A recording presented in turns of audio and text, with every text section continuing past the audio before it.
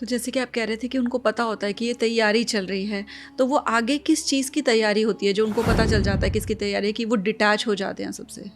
उनको ये पता है ना कि भाई ये तो शरीर का त्याग, जैसे शरीर जिसको त्याग हम कह रहे हैं, उनके लिए कपड़ा छोड़ने जैसी बात है। उनको पता है कि भाई ये शरीर का एक टाइम हो चुका है।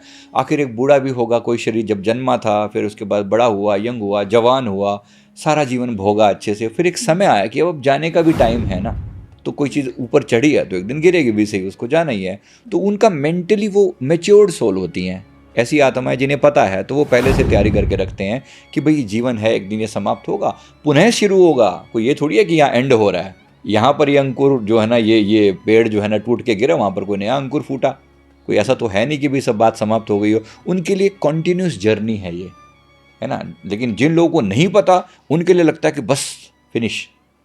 अब देखो, ये सनातन धर्म की ही परंपरा है, जहाँ पर हम मानते हैं कि ये एक महाजीवन चला आ रहा है, जिसमें से जीवन, ये जो जीवन हमें 50 60 70 80 साल का मिला है, ये तो उसका एक छोटा सा पार्ट है। एक श्रृंखला चली आ रही, आए गए, फिर आए फिर गए, फिर आए फिर गए। तो हम तो इसको पूरी श्रृंखला को मानते हैं।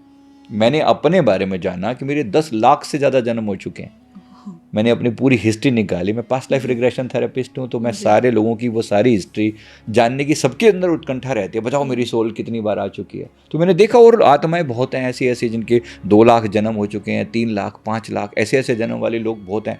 यानी इसका मतलब है कि सोल ने इतनी बार जन्म लिया, इतनी बार आई और गई। अब उसके लिए जीवन मृत्यु, अगर वो भी डरे, तो फिर उसके लिए तो एक बच्चे वाली बात होगी ना कि भाई इतनी बार मुझे पता है कि इसमें क्या बड़ी बात है, ये तो हमने कई बार करके देखा हुआ है। बस एक ही दिक्कत है कि हम बहुत ज़्यादा डीप अटैचमेंट और मोह, अज्ञानता, और उसके साथ फैलाया हुआ डर कि सब छूट जाएगा, सब छूट जाएगा। बेशक संसार की अचीवमेंट जो भी हैं वो तो छूट ही जाएंगी, लेकिन कुछ ऐसा जो मैंने अर्जित किया जो कभी नहीं छूटता, वो मेरे शुभ कर्म है, मेरे पुण्य कर्म है। मैं इसीलिए तो हम ये धारणा उत्पन्न हुई कि कुछ ऐसा शुभ कर्म करो जो तुम साथ लेके जा सको, और जो तुम्हें कैरी फॉरवर्ड हो, जिसको लेकर तुम परमात्मा के सामने भी एक बार दिल खोल के कह सको कि हाँ प्रभु, मैं वो करके आया हूँ जो आपने मुझे इस कार्य के लिए भेजा था।